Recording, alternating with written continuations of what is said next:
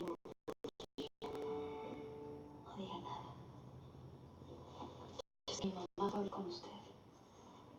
Se que le pidió que se alejara de mí. Por otro lado, lo mejor es que yo no sepa nada. De todos modos, usted se va a ir y no me va a olvidar. Me imagino. Así que como yo le prometí ayudarlo, yo siempre cumplo mis promesas y yo también. Los míos. Qué bonita. Si me cantaron, fue porque me decepcionaste.